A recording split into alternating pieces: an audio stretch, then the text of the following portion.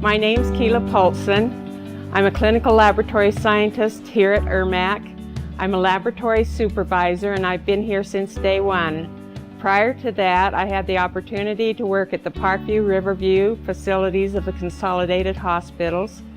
And before that, it was the Idaho Falls Hospital, and prior to that, it was the LDS Hospital. So I did those things 17 years prior to when this new hospital was built. I remember the first day very clearly. I actually even remember doing the schedule for the new hospital coming from the Riverview Parkview facilities. It was really cold, it was middle of December, and we were making the move all at the very same time. So we were bringing up computers on the first day of this hospital and all 6 floors. It turned out to be such a crazy maneuver that we had people standing in the hallways in the ER department, and we were trying to get the lab results to them, and we didn't know where we had put our pencils, in what drawers. We didn't know what we were doing, and it was just such a crazy day. One of the real concerns was the OR. We had anticipated that the OR would not be functioning at full service, and yet all of a sudden we had surgeries at the very same amount that we had at the other hospitals.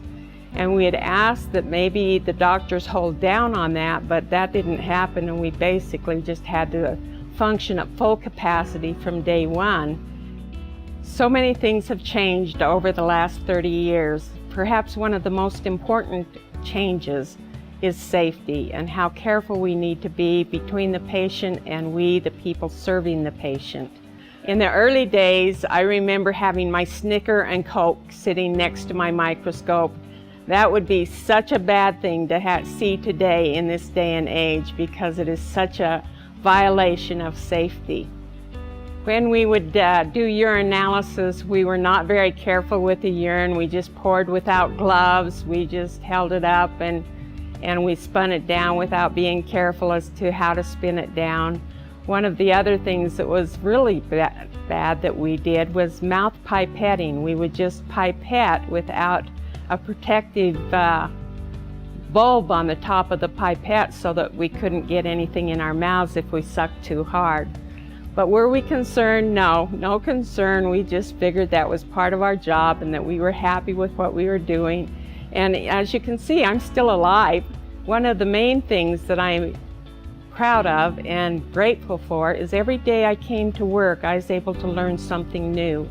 And you think about that over 47 years, you can see why I'm still in the laboratory and still doing the job I have, because of the excitement and joy of learning something every single day. And these are things that are associated with patient care, that you can recognize a leukemia, you can recognize an anemia, you can recognize abnormalities that are going on in the blood that might be a service to the physician and to the pathologist to be able to better help the patient.